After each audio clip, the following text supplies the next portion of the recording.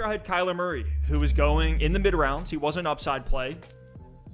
And so looking at upside QB, if you guys watch this show for any period of time, you know that we love late round quarterback in drafts. It's just the way to do it because you can stream the position. Go check out our perfect QB strategy video on our channel as well if you want to see the full breakdown of how to treat the QB position in your PPR redraft leagues. But this guy, I mean, I don't know what more to say. I've brought him up, I think, on every single show that we've done, every single mock, because he's getting just brutally slept on right now. The ADP is absolutely ridiculous. Going back of the 9th round in underdog right now, it's Jalen Hurts. One of the most polarizing names, I think, in 2021 fantasy. But my rule this year is if he falls to the 8th round and I don't have a quarterback, it's an auto smash. It's an instant draft, no questions asked. And I think what's scaring people away from Hurts right now is because people think he's going to get benched because his completion percentage was low last year. I mean, we've seen players like that before. I'll get into some of the similar comps, but let's remember this Eagles situation is a completely different one than last year. Not only is Carson Wentz gone, we all know that. He's with your Indianapolis Colts. Doug Peterson's also gone, so new head coach, new staff in there. And as far as the quarterback position goes, it's Joe Flacco and Nick Mullins behind Jalen Hurts. This is Jalen Hurts' team unless the wheels absolutely fall off. And even if that happens, I will gladly ride the wave with Hurts because as long as he's on the field, he has the upside to make him a league-winning pick in all formats in 2021. And I'm even talking dynasty here. Because with Hurts, we know he's an electric rusher. We know he's a freak athlete. He's 6'1", 222. That's running back size. He runs a 4.59 40. Was exceptional for the quarterback position at the combine. And he did it in college. I mean, at 18 years old, as a freshman at Alabama, he had 954 rushing yards, had 855 his sophomore year, and then his senior season at Oklahoma had the monster 1,300 rushing yard season. It's crazy. And one of the fun things with Hurts is we know he has a big arm. He was one of the most efficient passers. His senior season was second in the country in air yards per attempt, right behind Joe Burrow.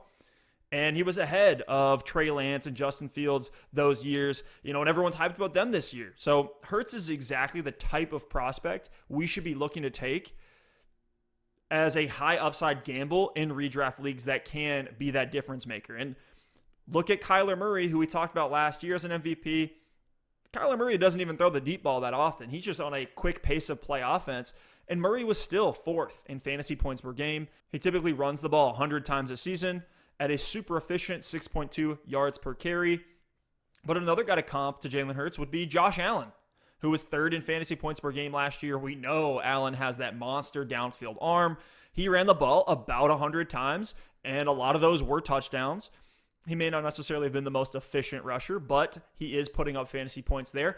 And Murray and Allen were number 1 and number 2 in total fantasy points scored across all positions.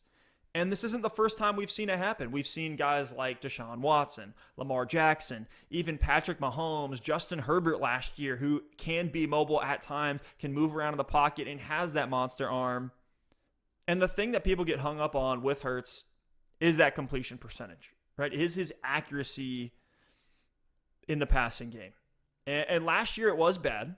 But things should be a lot better this year, at least on paper. We have the Eagles O-line coming back healthy. Miles Sanders is going to be coming back healthy, who we saw Hurts rely on heavily in a lot of his games. You can go see that clip on our channel breaking down Miles Sanders. We have Dallas Goddard, who's firmly going to be in that tight end 1 role. He's still, I believe, ascending as a player. Zach Ertz can be a fine role player tight end. They bring in Devonta Smith, a top 10 overall draft pick. Jalen Reagor last year, I still believe in him a little bit. He was an exciting downfield threat in college. He could be a fine number 2. He's coming in healthy now with a full offseason. Same thing for Jalen Hurts, where they had the weird COVID preseason last year. You also get some fine rotational players in Travis Fulgham, Greg Ward. But even with worse weapons, right, like without Devonta Smith, with a banged-up Jalen Reagor, with no Dallas Goddard, Hurts was putting up 24 fantasy points per game for the 3 weeks where he was the full-time starter. He had his debut late in the game against Green Bay, where it was really just a losing game script.